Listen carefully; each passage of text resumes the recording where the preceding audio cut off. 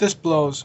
Why does this blow? Because I already made the first episode of the show. Dude, what are you talking about? This is the first episode of the show. No, it's not. Not truly. Last night was the first episode of the show. Last night, I did the entire first episode of the show. I had everything done. And right before I saved, boom! The computer freezes, I have to shut down, and I lose everything. But you guys don't want to hear me complain about losing the first episode of the show. You just came by because you just wanted to enjoy the very first episode of the show. Well, I'm going to give that to you right here, right now. It is December 4th, 2008, and you're watching the very first episode of the show. I am your host, Ryan Gregerson. Finally! If you can't tell by now, I'm a fan of The Rock. And if you don't like it, you can take this Pepsi can, turn it sideways, and stick it straight up your candy! Sorry about that.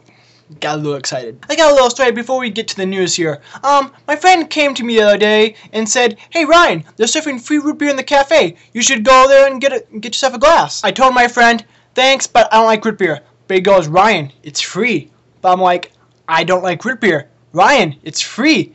If it's free, it must be good. Then I told my friend, if a man walks up to a terrorist and hands him a nuclear bomb for free, is that a good thing? My friend got my point, shut up, and walked away. Now to the news.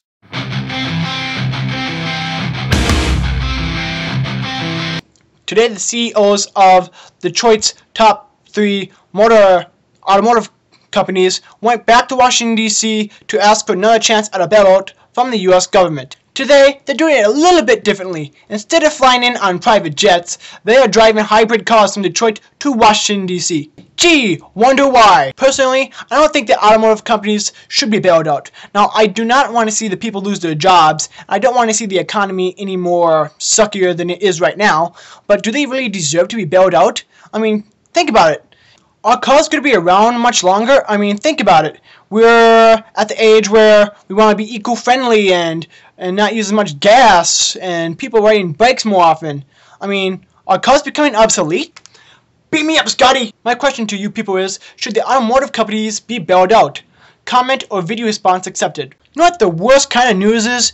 After something terrible has happened, you get told, "Oh, just to let you know, you could have prevented this." And that's exactly what happened in India. The United States told them, hey, something could happen, but did they listen? No, they didn't. We now know that the terrorists came from Pakistan.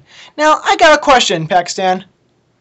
What are you doing? The country of Pakistan isn't even doing anything. I mean, it's like the guy that lives up the street and telling his children, hey, don't bother with the gang members down there at the other side of the street. Just leave them alone and they won't bother you. Next thing you know, bang, bang, bang! Oh my God! Yeah, Pakistan might want to do something, just to let you know. Now for the issue of the day. Today's issue of the day comes out of Tracy, California. You see, this kid escapes basically a year-long captivity in this house. He hops over the fence, goes across the street, gets into a gym, and when the police come, he tells them the story about him being held captive for a year, being treated very poorly. Personally, I hope the kid gets the treatment he needs, but also, I want the couple and the aunt to get, like, their maximum sentence they can get. I mean, this is just like, this is unacceptable. The issue is the punishment system we have now suitable enough for crimes like this? I mean, yeah, we throw them in a cell for a good 10, 20, 30, 40, 50 years, whatever, but is it really enough? I mean, are these people really even learning anything? I mean, I think we should add something on, like maybe we should force them to read the Bible. What do you think? Should people who've been convicted of heinous crimes be forced to read the Bible from cover to cover? Video or comment response accepted. That'll be it for this episode of the show. Stay tuned to this Saturday for the next episode of the show. If you have any news, topics, or issues that you think should be addressed on the show, leave me a message and I'll do my best to get them on future episodes of the show. Until then, take care and God bless.